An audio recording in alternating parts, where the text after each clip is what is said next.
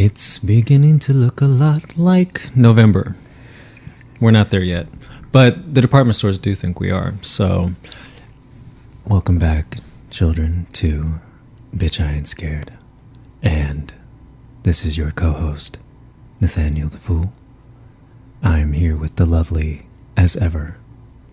What's your name? Rob the Scholar. We kind of sound like one of those characters on SNL with the talk radio. Yes. I forget their names right now, but yes. I can't wait to put my mouth around these sweaty balls. These sweaty balls. How you been, Rob? I've been good. I had a good October and Halloween, so it'll be nice to take a break for a couple weeks before the rest of the stuff kicks in. Mm-hmm. But yeah, it's about that time. Like that 12:01. And those Christmas lights come up. So everybody's ready. Oh, and then like Black Friday and all that stuff's coming up too that I cannot participate once again. But yeah. I've never, ever participated in Black Friday. I love Black Friday. I hate it. It's just no. Can't But do it. I got my TV on Black Friday. We got our TV post Black Friday. It was a really good deal. Like, we just put it on layaway, and then all of a sudden it was like, it dropped massively. There you go. Yeah. That's how I would usually go. I wouldn't go out, and I would buy one thing for myself, and that's it. When I was younger, I would go out and buy every DVD that was made. And yes, but lately, it's just been one gigantic item, and then that's it. Yeah. But as of lately, I haven't been able to participate. So yeah. But anyways, yeah, all of that stuff's coming up. But as of right now, it's kind of cool to just take a break. And I had a good October. So yes. And speaking of breaks, thanks guys for the little break I needed last week. You know, you still got the Halloween special, so I don't feel bad once again. But yeah, I did need a break just to catch up on my life, and I'm back and better than ever. Very good. Very good. So I've just, been exploring and trying to keep up on things. I know Halloween is like over and done. Not in my heart. And I came across this article. So you remember when we were kids and they were like, ooh, cut your candy, check your candy. Yes. You still need to do that. Now, this happened in England, but still. It's still a thing. This little kid, he got a piece of candy from his brother who went out trick-or-treating, and he happened to just break it in half. It was a Mars bar, and there was a fucking needle inside, like a sewing needle. Wow. And he showed it to his bus driver, so his bus driver snapped a picture and posted it on social media and was like, so everybody still check your candy, just found this. Yeah. So now this scary. may be a really stupid question, but that whole thing about check your candy, yada yada, is it because there are people deliberately damaging the candy, or is it just constant mistakes from the company? I just don't. That's not a mistake. Someone deliberately put okay, because I'm just saying you should be checking your candy every day if that's the case. But probably, if it's deliberately happening, it seems to always be this spike around Halloween where some crazies want to like. I don't know what you're trying to do. How do you do that and then have it be perfectly wrapped again? And well, it's just a needle. You just push it through. Oh my God. Now people are going to think I did it. I know. So you're telling them how to do it. It's a sewing needle. No, I know. It's just, like razor blades and stuff. I don't know how that happens, but yeah. So, man, be careful. Be careful. Yeah. Also, I recently was reading about Sandman again, the comics, and I was reading about this particular volume, number 6, and it's called 24 Hours. Okay. And it takes place in a 24-hour diner, and it's about this character who, Dr. Destiny, he somehow has the ruby that Morpheus used to have, and now he can control people, and he makes them all kill themselves or kill each other and torture each other for 24 hours. Jeez. Yeah. And it was just particularly gruesome, and there's a scene where someone gouges their own eyes out, and I was like, oh my God, I don't know if I want to read this. This is a comic book. Yeah, I'm not familiar with Sandman at all. I just know that they're making a movie one day. Yeah. Yeah, sure. So, wow. Yeah. I didn't know it was that dark. I mean, in the beginning, it was like he was sort of going like, up and down, where it's like some, like the article said, some of the episodes, it's like it's a buddy comedy or it's a romance, or he was just playing with all sorts of genres. But it's like with number 6, he hit the horror genre hard, and apparently it's like one of the scariest horror comics ever. So, very cool. What else do I got? I discovered another one called Bible Black. It's a comic book. It's a graphic novel animated online. So, I think it's worth, just check it out. Okay. Is it like literally new, or yeah, you it's just new. discovered No, it? it's Okay. new. Like they just put it out in October. So, just felt like that was relevant to the world. Very You good. don't get enough like graphic novels and things, and this is brand new. And also, Polaroid will not be coming out this month. I was going to bring that up once we got into the subject. Yeah, I did read about segue. I did read about Polaroid. I forget the specific reason. They didn't give a reason. They just were like, let's just put, because they've already pushed it once before, so I don't know if it's because it's against a lot of bigger titles or something. So I was reading about some other stuff. It looks like the production company has pushed some of their other movies too. Okay. As well. I don't know if it has anything to do with Harvey Weinstein and all of that, but it's not just Polaroid. Okay. That could be it. Maybe that's something that I They're not read saying that was tied why. in. They're it's just not on the schedule anymore. So yeah, Polaroid was supposed to come out towards the end of the month. I think either the 21st or something. Yeah. And yeah, I was gonna bring up that they did decide to delay that. But yeah, November's a little bit slow. I mean, not to say that they peaked in October, but there's some releases coming out, but most of it is just, again, a project of delay. Amityville Awakening with Bella Thorne is finally being released on video on demand on the 14th. I thought it was already out. No, yeah, but I was gonna watch it on Google Play for free. Well, and then I think it's out now. It's just based on like my source material. 2 weeks ago. They said that it was going to widely be released. Okay. I think it's only available on Google Play right now if you wanted to. I'm not gonna watch it.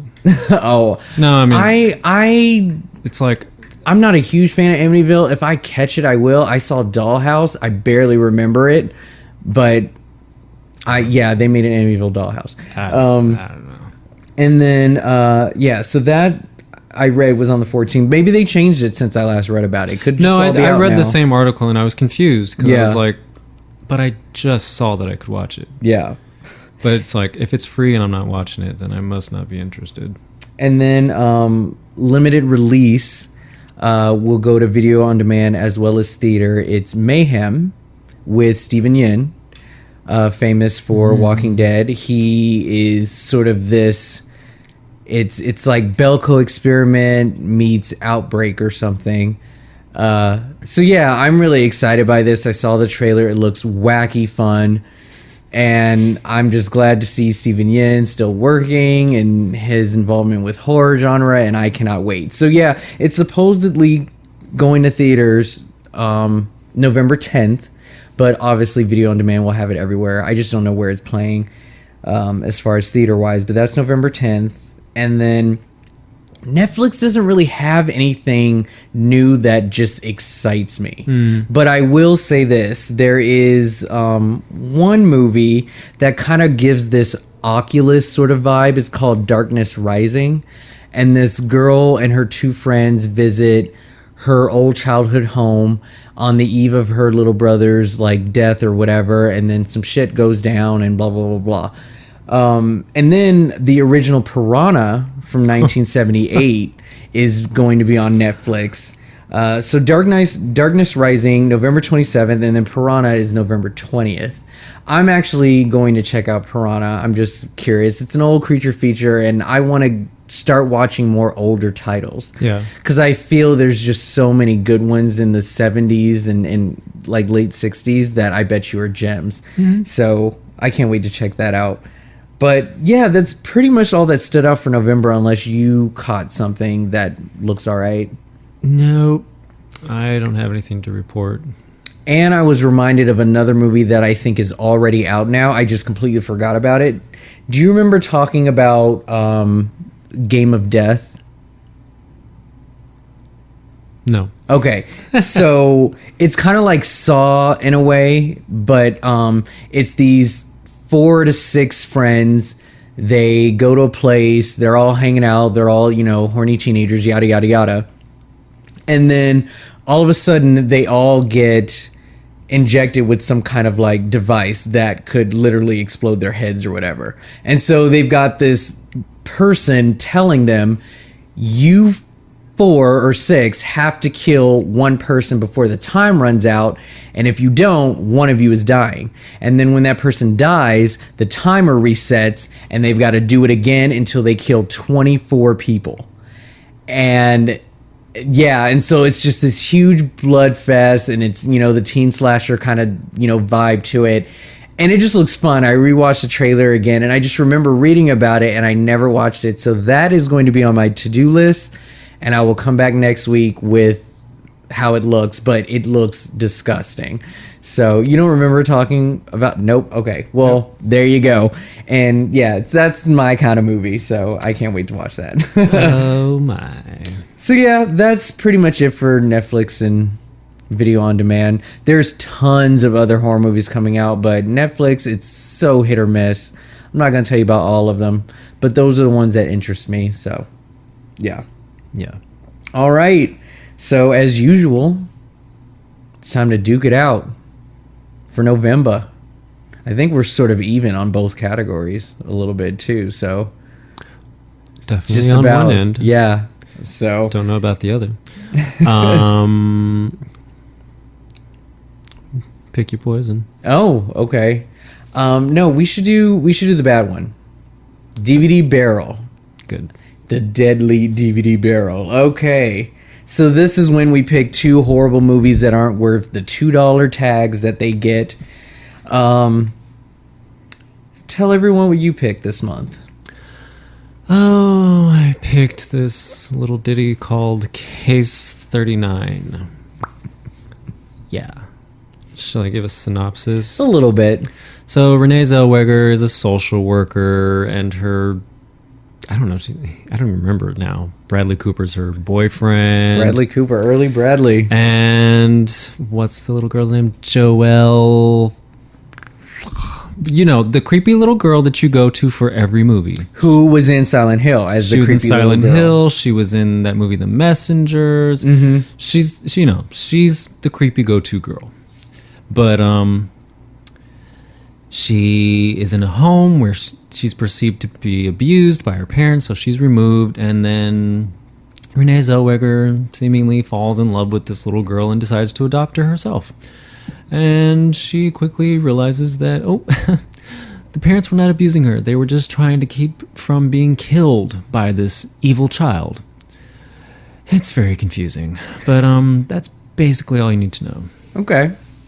Cool. And my pick for this month is a Netflix original called I Am the Pretty Thing That Lives in This House.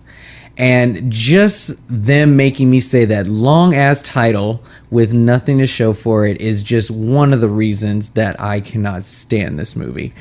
It's basically an old-time ghost story that is sort of done in this old-fashioned storytelling way. It's very narrative. The lead actress is telling this story about how she's a nurse to this older woman who is a famous writer, and one of her books talks about this woman that had history in the very house that she wrote the book in. And apparently this nurse is seeing this ghost everywhere, and she is slowly getting sort of intertwined with the drama that comes with the old lady and this ghost. Weird shit's happening. But yeah, that's basically it. It's just this old-fashioned, old-time ghost story. Yeah. So, let's see. Should I? I'll just go. Go ahead. All right. Do it. So, this movie was just a very slow burn. There was not much going on. And when I say that, I don't need it to be like 13 ghosts and have like action scenes and a big death count.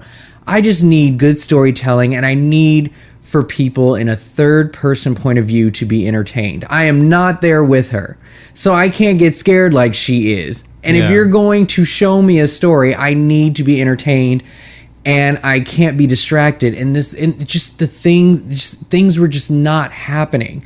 So there was one good scare, and that was when she was on the phone, a landline at that. She was on a landline phone, and there was this long cord, and it was long enough to drag on the floor. And so all of a sudden, the cord started to rise, which means something was pulling it. And then without her noticing, it just gets yanked out of her hand. She has no recollection or what's going on, but I would say that's pretty much it. Other than that, she's slowly figuring out the mystery of the story and this woman who's roaming the halls, and I couldn't even tell you what was really going on because it was just too slow. I fell asleep 3 times before I could finally finish it. And I'm not blaming it all on the movies. I mean, I was watching movies like every day for October, but it was just super slow. And then as far as the third act and when it just rounded everything up, she basically got scared to death, choked on her own spit, and then passed out, and then became the pretty thing that lives inside. It was just ridiculous. So, yeah, I'm nominating this just basically because it just wasn't entertaining. They didn't leave anything for the audience to walk away with. And it was just really slow.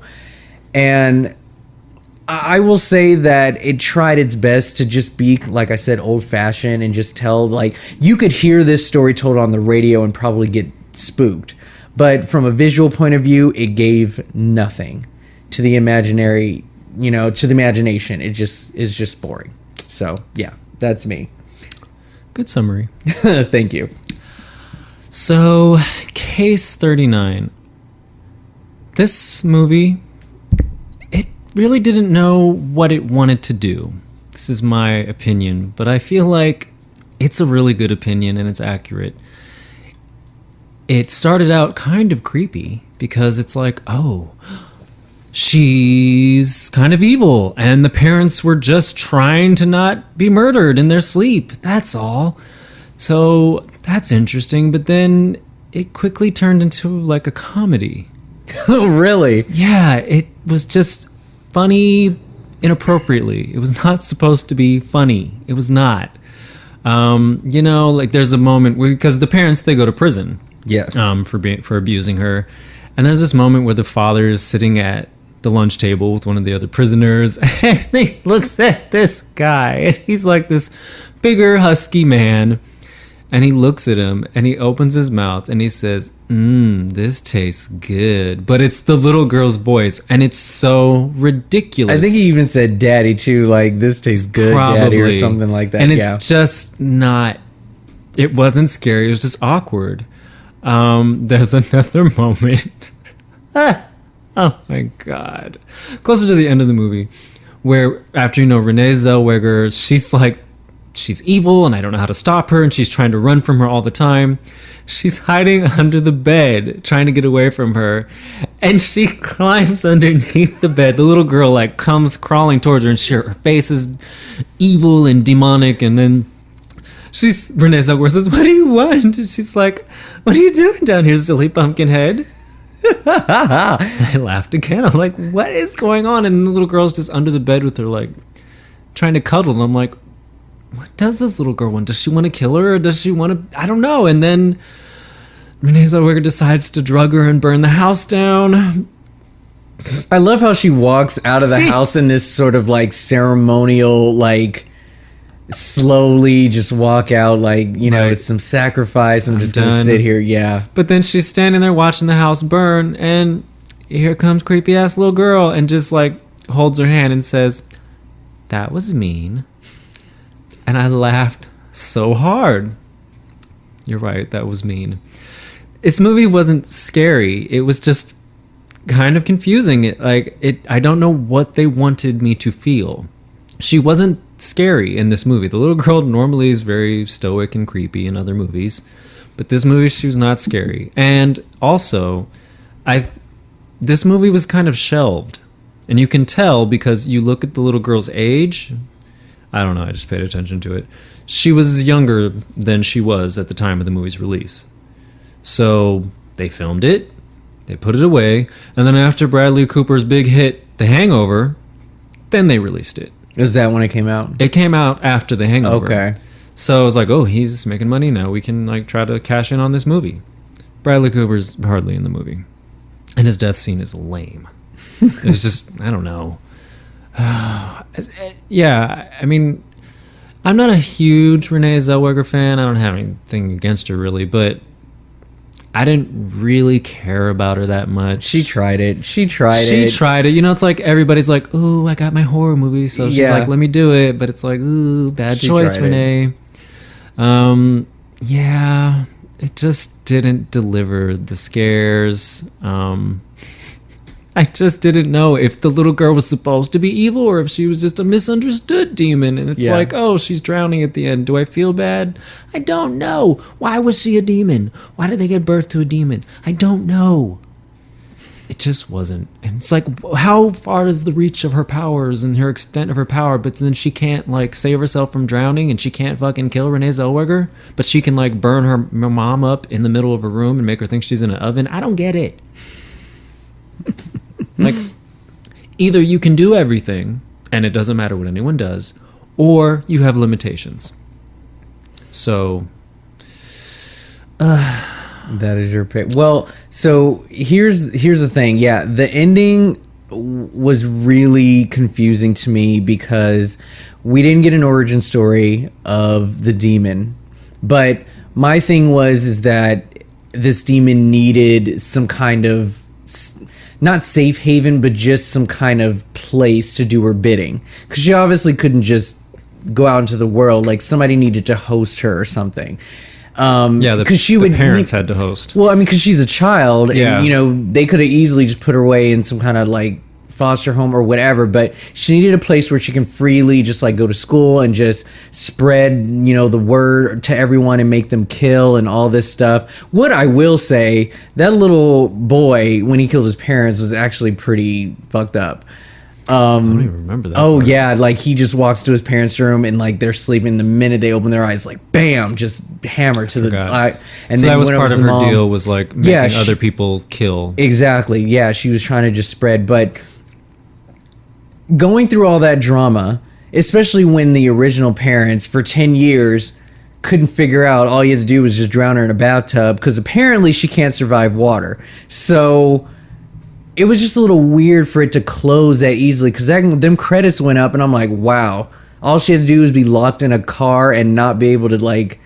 So I don't know, maybe it was because she was in a human body. I don't know what the case was. But even that, it's like, it wasn't like she was possessing the little girl. It was just that she was a demon. That's what they said. That's what they gave us. So honestly, I didn't understand. I like when Renee was like super stressed out and she like went off on that like lady over the phone. She was like, I know where you live, bitch. I got your address. I'll come over there and kick your fucking ass. I was like, Renee, no, that is not you. I can't have you do this. I didn't laugh at it, but I was like, Renee's trying. She tried to do a horror. I love it. It was just so funny when she ran out to the bus driver. And he was like, there's nothing there. And he was like, bus drivers do that too. They don't give a shit who you are. If you're not at the stop and if they ain't on the clock, they don't give two shits about you. They will let you die. They are evil. Yes. He literally was just like, you see I'm all out of service. I'm like, wow, this woman could have really been in danger. She's clearly panicking. Like, come on. Yeah. What I will say about Shores is, you said it was a slow burn. It's the slowest burn. Isn't it the slowest thing you've ever seen? Like, I don't watch trailers. I watched the trailer. I don't know why, but I did. Uh-huh. And that's basically the first thing you see is the phone getting snatched out of her ear. So it wasn't a surprise to me. Yeah. You know. So before we go on, is there a clear winner here? Or do we need to talk more? I mean, I don't really think there's a clear winner. So, I mean, I'm going to stick with my choice only because of the fact that Case 39 was entertaining but wasn't scary, but it was still something that I didn't fall asleep during that movie, put it that way. I didn't see any redeeming quality, even if I were to watch it drunk, to watch I Am Pretty in this house. Like, there was just no, I couldn't even recommend this as a bad, it's so good it's bad. There's just nothing good about this movie at all. Yeah, so I'm going to stick with mine, but if you have more to say about Case 39, maybe you can convince me. Yeah,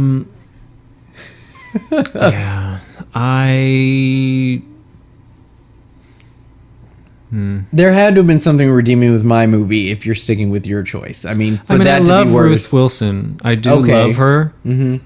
Like, I'm a fan of her. I'm not even saying that. So I was like, okay, well, how bad can it be? Yeah. You know, watching her.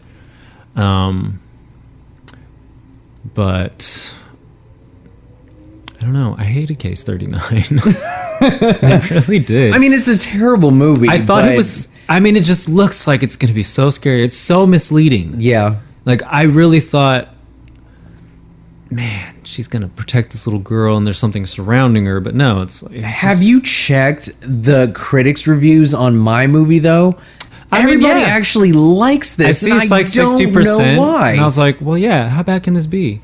And it's like, I didn't hate it. It was boring.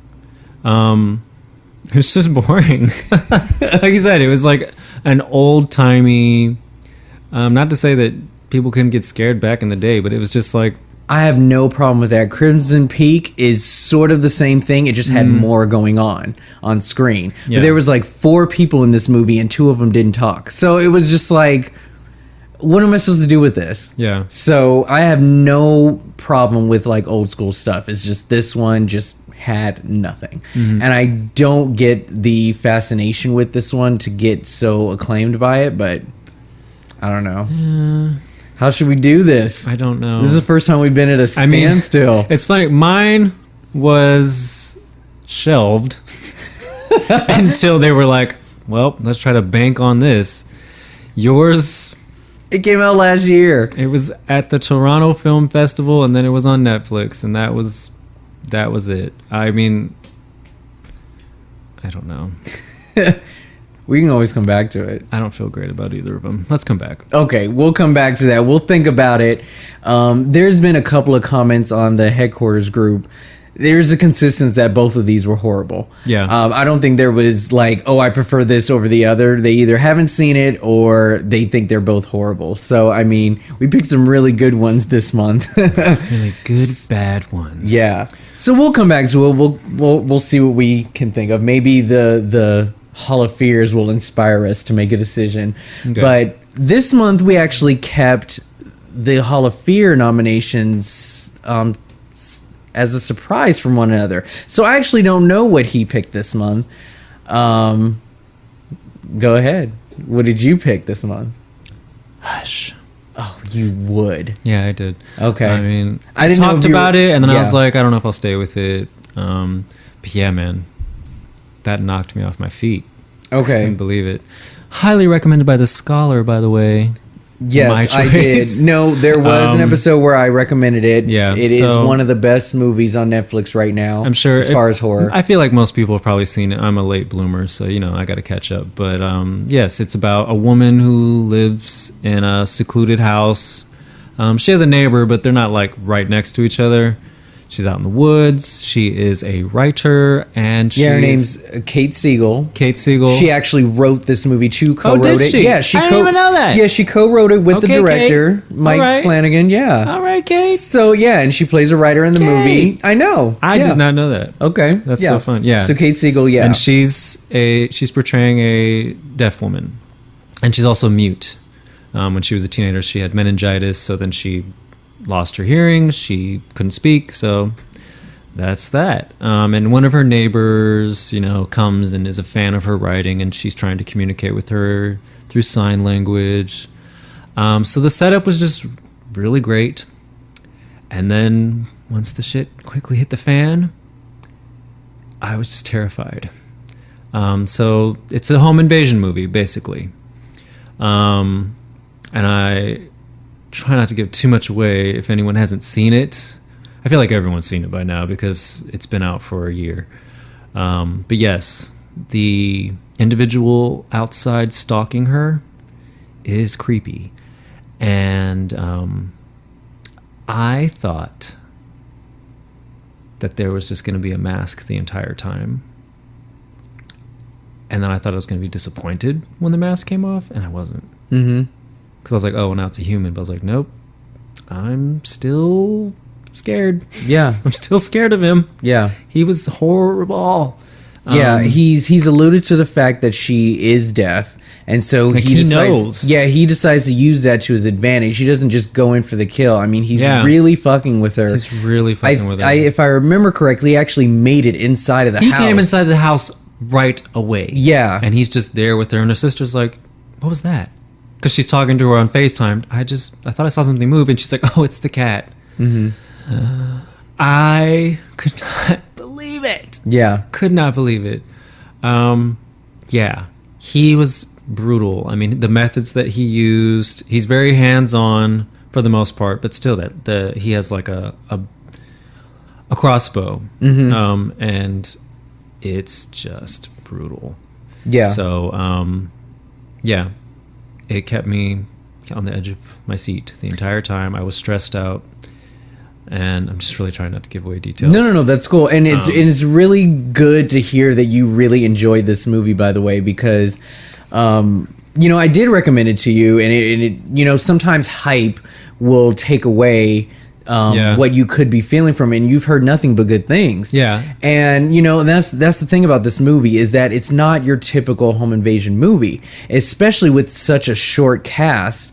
What can they possibly do? Yeah. And this woman's deaf, and I believe I mentioned this before. It's like, you can call shenanigans, but I'm sorry, her being deaf, yes, it was a disadvantage, changed. But every method that she did to survive was believable, very believable. Yeah. That she could manage and know her surroundings and stay alive. Somebody who can't hear, it's not the end of the world. Like, there was one moment where I was like, okay. You didn't feel that?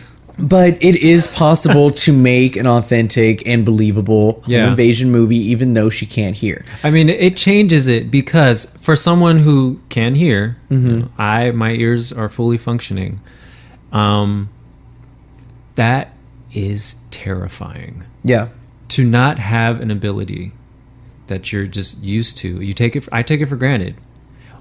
And just being the other characters around her who cannot hear, or who can hear and can speak, that changes things for them. Yeah. Yeah. In a bad way, So it was a really great story. Awesome. I mean, that really excites me that she wrote that. Yeah. It was excellent. So answer me this. What was your atmosphere like when you watched it? Were you alone? Were you with somebody? I was alone. Okay, you were alone. Lights were off. You were just doing your thing. Yeah. Okay. All right. Well, there's not like one way to watch it, but I was just curious what your atmosphere was like. I would love to watch these movies with people, but they never watch with me, so I'm on my own. On my own. So just a little bit of backstory, like, the director, Mike Flanagan, so he is famous for Oculus. He was involved with Oculus, I like Oculus. As well as Gerald's Game. Oh my gosh. And the Ouija original. I never saw that. Yeah, neither have I. He was also a writer for Before I Wake. I actually want to see that movie, but I haven't yet. But I do want to see it. Before I Wake. Before I Wake is... who is it? Kate Bosworth is in it. Thomas Jane and Jacob Tremblay. I don't know this one. No. So they adopt a young orphan child, and when he dreams, it manifests into the real world, and the parents are like dealing with it. Is this new? This is new. This was last year. This was last year. It's I still don't. So yeah, every time he sleeps in dreams, it like comes to life. It's like that Buffy episode. But yeah, I've been meaning to see that or whatever. So, but yeah, Mike Flanagan is becoming a name for himself based on Hush. Like, he's a guy you want to keep your eye on, and again, Hush is a really good example of that. So kudos for him, and that's a great choice. Yes. Very good choice. Your turn. Okay.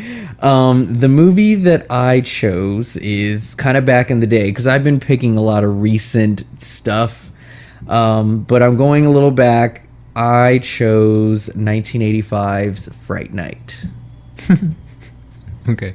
I chose Fright Night because I just get the biggest grin every time I think about this movie. It is one of the best vampire movies I have ever seen. It has pretty much everything.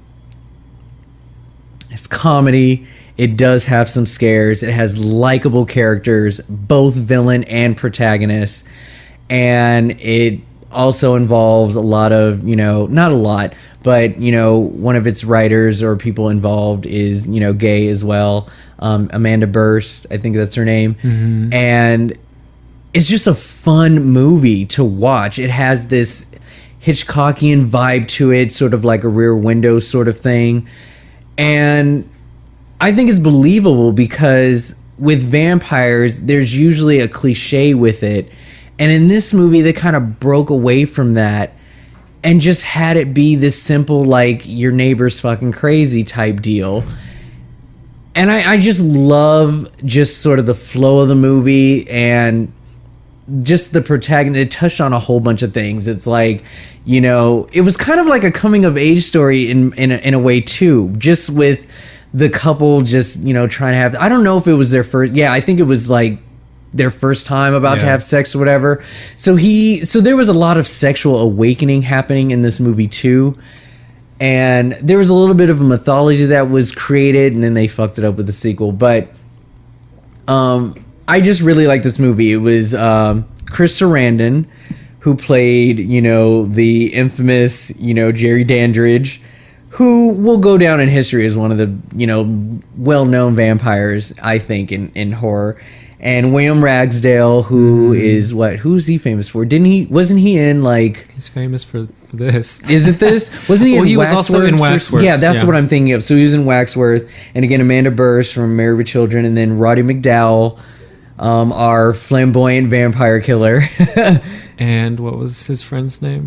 Stephen Jeffries, who was Evil Ed. Who went on to become a porn actor. A porn actor. So and weird. He, created one of the best lines in horror. Actually, a couple. But, I just think this movie is really good. It's directed by Tom Holland, who's famous for Child's Play, Thinner. Oh, that's interesting to know. Yeah, Child's Play, he wrote it. Interesting. That's And why he Chris wrote Sarandon is in it. Yeah, he wrote Thinner. And, so... He wrote Thinner? Yeah, he wrote Thinner. Oh, he must have wrote it with Michael McDowell. Yeah, okay. Probably. So, that is my pick. There's a couple of, like, cool scares, I think, that I want to highlight. I think the first time you see the vampire makeup. So he sneaks into his house... And he's confronting him like, you've been spying on me and yada, yada, yada. And he takes a pencil and he stabs him in the hand. And then he does this little twirl and, he changes. And then he turns around and you just see he looks completely different from his human makeup. And he slowly, like, goes back to normal when the mom comes home. And I don't know. The makeup, I think, is really good, too. Mm-hmm. But, yeah, I just think it's a really good vampire movie. And it's always been one of my favorites, so... I'm nominating that this month. It's a fun movie. Yes. I have lots of affection for that movie. Mm-hmm. It doesn't scare me. Yeah. Can't say it scares me. I think when I was really little, I do remember the ending being scary. Like the very ending or just like the last act? That last act where, the girlfriend has started to change, and then she turns around, and her face is like... That big mouth. It's just so odd. Yeah. But it was scary when I was a kid. But it doesn't scare me now. It's just a lot of fun. And, Jerry Dandridge might be gay, or maybe he's just bisexual. I don't know. There's all that stuff. I think it's funny, like, just with the playing with the rules of like vampires, the way that he was invited into the house, and just like this 80s like seductive music that they have playing. He's sitting there on the arm of the chair with his red scarf, and it's like hinted that he's trying to like give them. I just think it's so funny, and he tries to get people to believe him, and nobody will believe him. And like this neighbor is just like had it. He's just like, stop fucking spy on me. You do you. I will do me. It is just so wacky.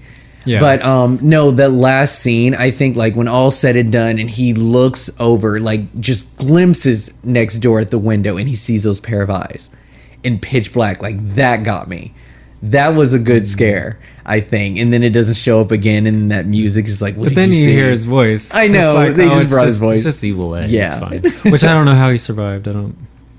I forgot. Oh yeah, I don't think he survived. I think it was just one of those things where it was just a voiceover of how they ended the movie. I thought it was supposed to be Evil Ed. I think for a long time people did. That's how I took it, because he did die. I don't think he showed up in the second one either. He doesn't. Yeah. But I mean, it's like, unless they missed the heart, I guess. I don't know. Yeah. Yeah. I always thought it was him. I always thought he somehow didn't get killed. Mm-hmm. Whatever. So you thought it was fun? Was this like one of your favorites, like growing up, or it was just like one of those movies that was just like I don't know. I watched it when I was really little, and I just basically only remembered the ending. Okay. And then I remember seeing the sequel, and I remembered that more because I was a little older, like a year older, so I remembered it better. But I watched it as a teenager, and it wasn't scary. It was just like fun to watch. I don't know. It's just a fun movie, but yeah, it's not scary. Okay. Vampires don't do it for me. Yeah. Yeah, no. I know.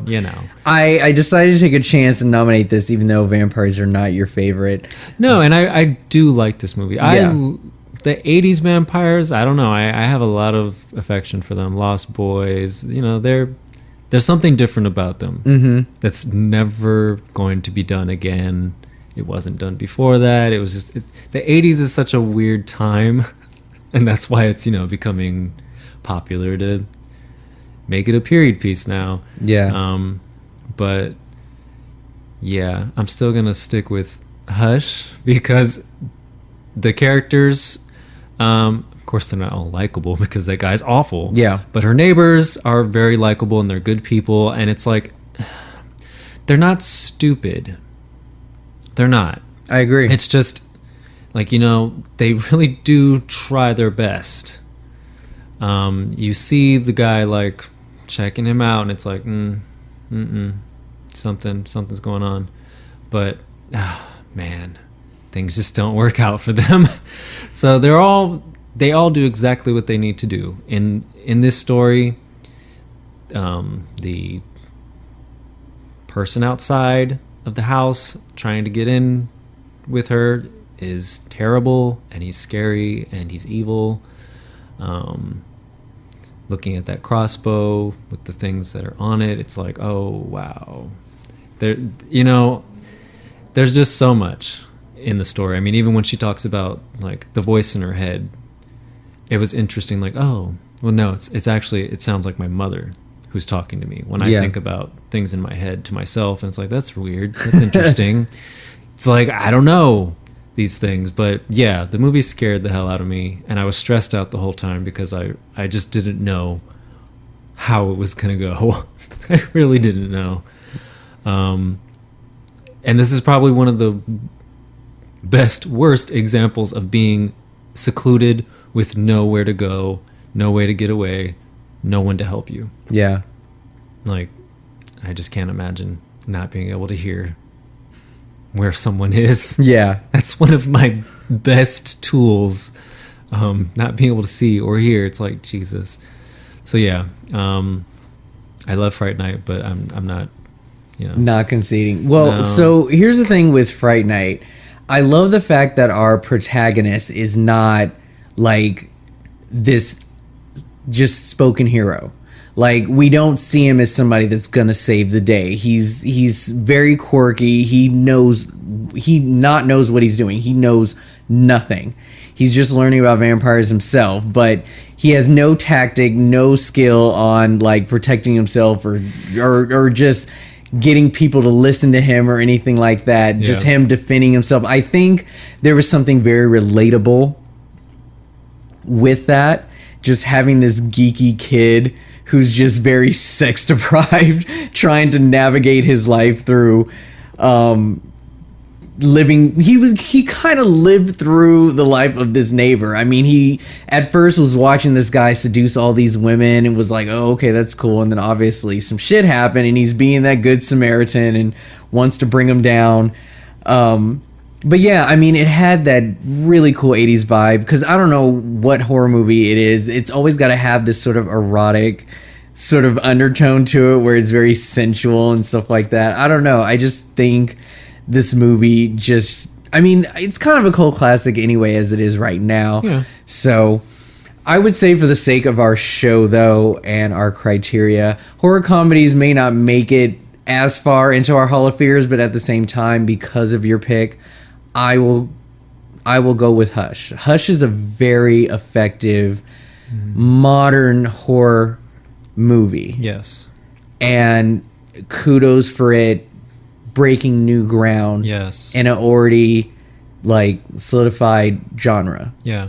I mean, we've seen home invasion before, yes, but that element, and I don't feel like it's exploitative of someone who is hard of hearing or deaf. I don't feel like there's that could have backlash in numerous ways, and I think they did handle that, and they made her a strong woman too. So. And it's not a gimmick, and she's very intelligent. She was never a victim of her disability whatsoever. Never, ever. Yeah. So I get it. I felt like they did a great job. Mm-hmm. I do enjoy Fright Night. But, just can't. I mean, it's like trying to I was thinking, what was the scariest moment in Hush? And I'm like, that fucking movie was stressful. As soon as she started banging on the glass, I was like, what? It never stopped. I was just...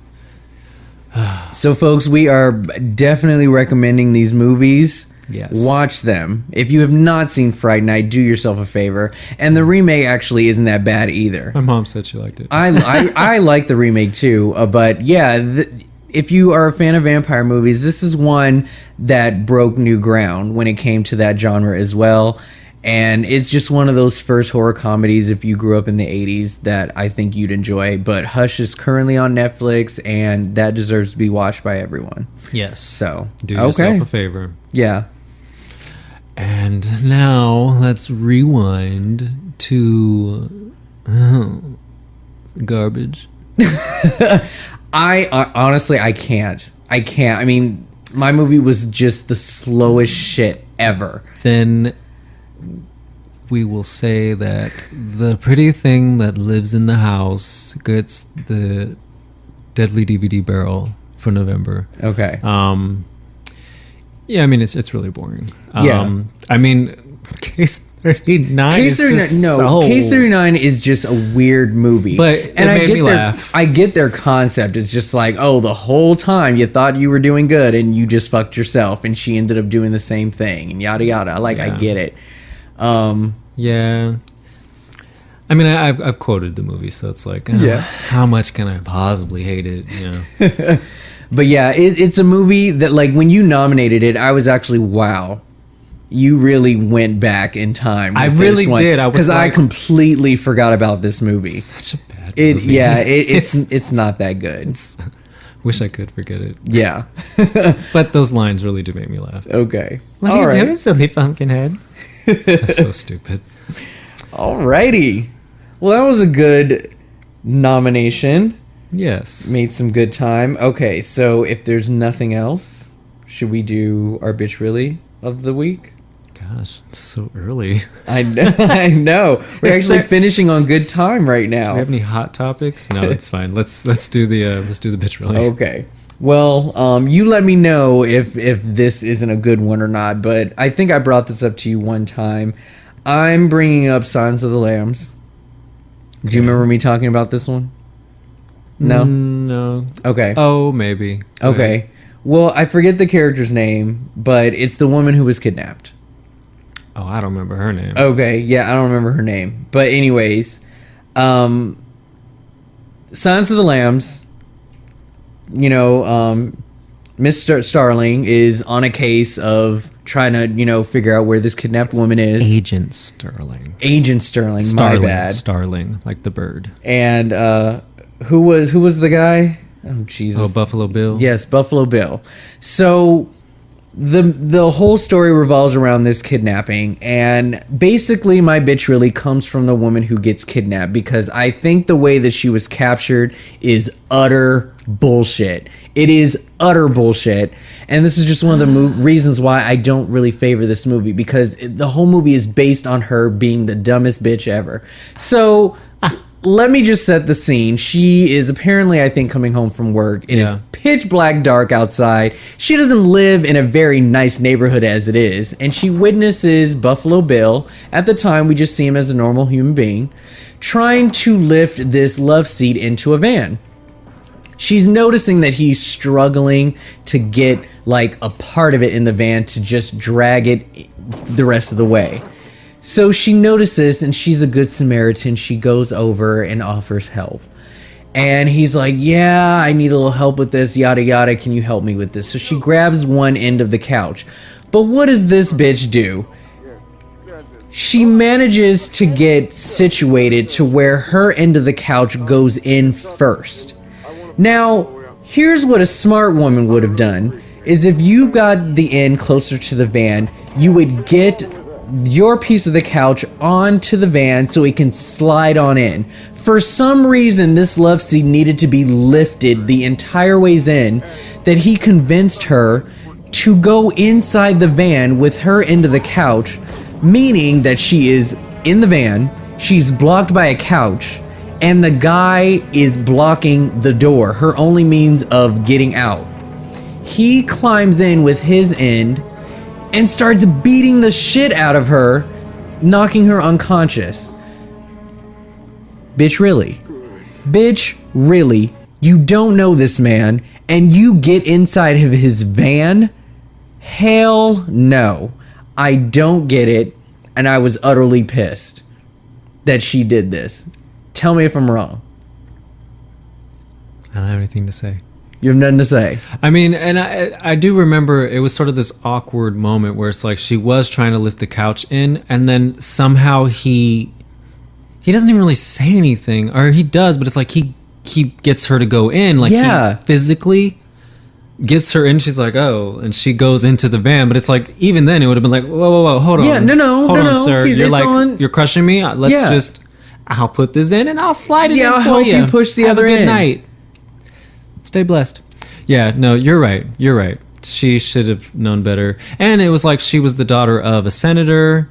Okay. So it's like whenever your parents are in politics, I think your parents a public figure, you're probably going to be a little more on edge and like, I can't just be doing stuff like normal people because somebody might want to like piss off my mom or whatever. Now, I don't have too good of a memory of this movie. I don't know if it was a well-known neighbor she saw a couple of times. Like, this man was a complete stranger. She didn't know him. You do not get into somebody's van. I don't care what you're doing. No. It was just a really weird thing for a human being to be doing. So, bitch, really? Yeah, I can't disagree. Okay. I like Silence of the Lambs. I think it's a creepy movie. It's a good thriller. I mean, I will say the night vision scene at the end, that was some scurry shit right there. That was some insane stuff. For her. I would love to experience that in the theaters. I would love to see how it looks on a big screen like that, because I'm sure first person time seeing it, that must have been terrifying. Yeah. But yeah, other than that, didn't really care for her move. I was like, whatever. Not a great move. Yeah. It's one of those rare instances, though, where basically a horror movie won Academy Awards. So, anytime it's nominated or actually fucking wins, it's like, oh, they did a good job. So, I don't know. I think they did a good job. But yes, pointed that out. All right. All right. So, we got 101 once again. Yeah. I'm looking forward to the day where like somebody just dominates. I know. You and your 13 Days of Horror just messed it all up. I couldn't. I know. No, it's a good movie. No, it's a good pick. So, all right. So we thank you all for watching. If you disagree with any of our decisions, we want to hear from you. If you have seen these movies, definitely comment on the website that you're listening on and give us your thoughts on our episode today. And again, thank you for listening. Welcome to November, bitches. Are you guys gonna shave? I'm not. I'm kidding. No, I am gonna shave. I'm totally I can't, like, it gets itchy. Yeah. I can't do the Movember thing. I don't know how it's just people not doesn't grow right on me. So, but if you do, kudos. Yeah. We'll and by the way, since this is towards the beginning of the month, if you guys are listening, we need some good Thanksgiving horror ideas. We want to do a special, but we have no idea what to do. And I know there's like 1 or 2 movies out there. Death by food. Yeah, but yeah, there's that Thanksgiving movie that people talk about. I looked up a list, but yeah, if you guys can think of a topic or a theme we should talk about, give us some ideas. We'd love to hear from you. Email us, fearbias@gmail.com.